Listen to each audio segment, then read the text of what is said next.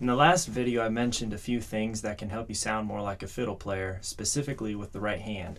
And those three things were how you feel the beat with the bow. And in this video, we're going to cover the other two things, bowing and the use of accents. So first with bowing, the general principle is down bows on the downbeats. That's because down bows are naturally stronger because of the weight of the frog.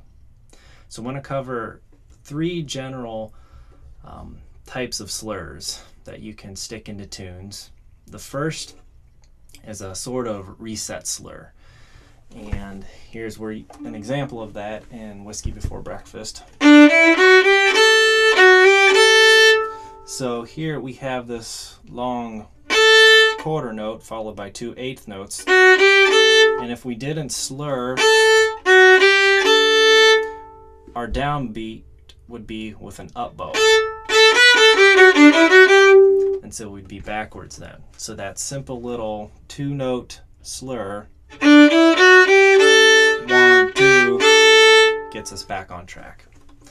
The second type is one you can stick in anywhere where you have a lot of eighth notes in a section, and it's two-note slurs back to back.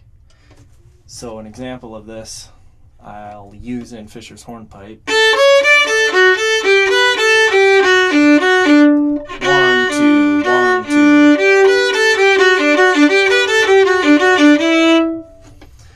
2. Can help smooth out a section that has a lot of constant eighth notes and even add a little bit of rhythm.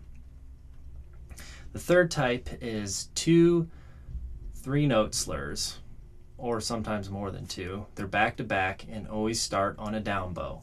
And these are typically used in a section that has a few notes that recur repeatedly on the same string. For example, in the A chord of Ragtime Annie.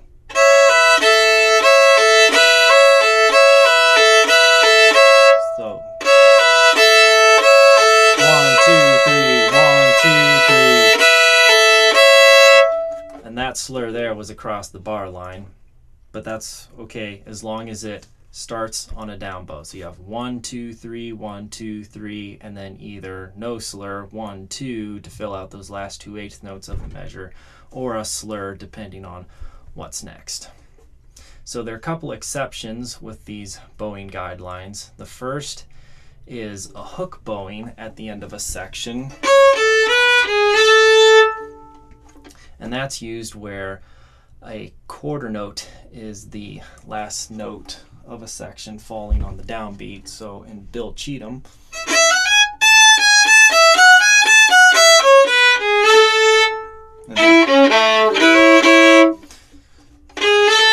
and right there I'm playing a fourth finger A with an open A, both strings together, to give it a little more sound. The second exception is in waltzes, where you have a long note interjected by shorter notes. Right there, rather than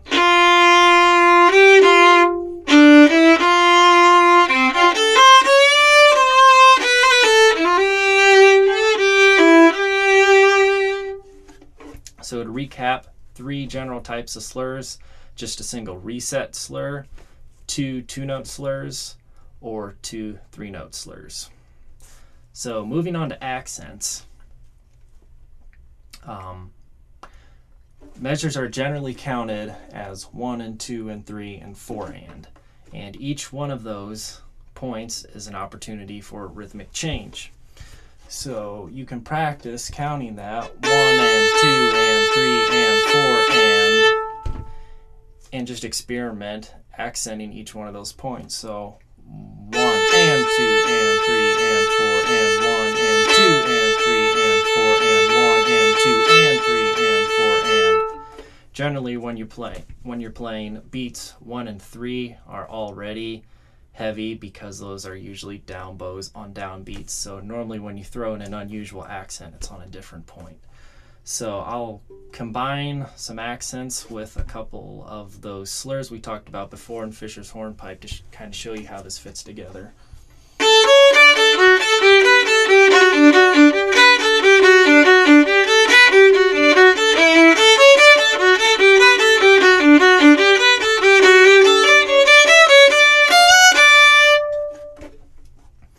So finally, just listen to a lot of recordings, a lot of respected older fiddle players, and listen to how they feel the beat. Listen to any accents they might use, and maybe even pick out where they place their slurs. So with these 3 overarching techniques, hopefully you can apply it to fiddle tunes and sound more like a fiddle player. It's all in the right hand. Thanks for watching.